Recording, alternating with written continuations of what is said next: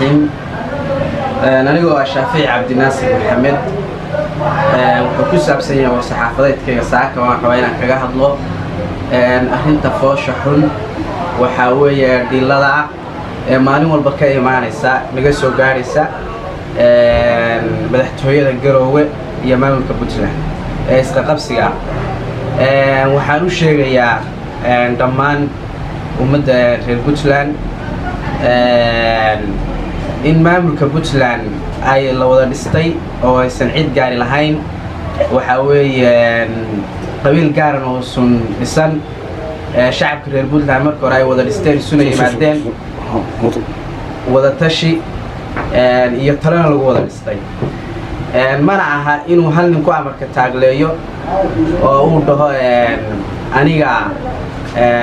meesha oo kale oo sidoo misana hadda wax u socdaan wax u dhacayaan mar ma aha laba ma aha way tira badan tahay oo maalin kasta laga soo qeylinayo marka ummadda reer Puntland waxaan leeyahay u tashada maamulkiina waxa weeye cidunaya idinka baabiin saad marka hore wada tashi u dhisateen oo aad isku talo noqoteen haddana isku talo noqdo maamulkiina dhista taasi waa taa ta kale waxaan leeyahay aan Axmed u sheegayaa Soomaalidu waxay tiraahdaa ishiisa laga qaate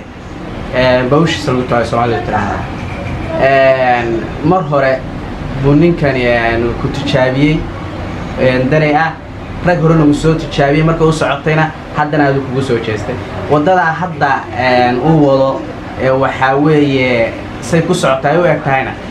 waa wada hadii ay furanto aan joogsamay waxaan leeyahay beesha dhubahante iyaduna kamida beelaha Puntland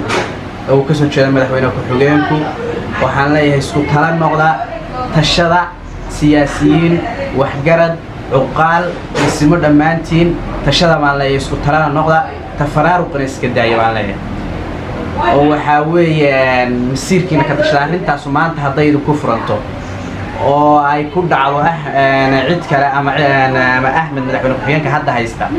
waxa weeye waa wada furantay sidii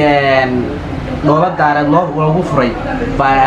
halkana loogu furaya marka waxaan leeyahay sidiina hore ku soo noqda sidaad u wada tashantikan wada tashada isku duubnaada arrimihiina iyo masiirkiina iyo mustaqbalkiina ka tashada baan leeyahay iyagana waxaan baaq u dirayaa oo kale mar labaad iyo mar saddexaad dhammaan shacweynaha Puntland ee ku nool maamulka Puntland waxaan leeyahay Puntland maanta waxay u baahan tahay badbaado waxay u baahan tahay samata bixin waxay u baahan tahay isku duubni iyo isku tiirsani mana aha waxa soo dhisteen adinta ku soo tacbiseen aad mood iyo maalba soo hurteen in hal bacaad lagu lisay noqdaan oo wiil yar oo kala burburiya hadaydan haddana gaadhin aydan daba qabanna say ku socoto way burburaysaa waxaan ku leeyahay daba qabta idinka waxaan la hadlayaa oo baaq gaar u dirayaa isimada uqaasha waxgaradka dhammaan intii waxgarad ay ku nool Puntland deegaamada Puntland waxaan leeyahay hawsha gala dabana qabta waxa weeye arintaana dhex gala sidii ay tahayna u hagaajiyo uga hadla assalaamu calaykum waraxmatullaahi wabarakaatuh intaas ayaan oran lahaa oo salaam ya dhammaan meel kasta joogta dunida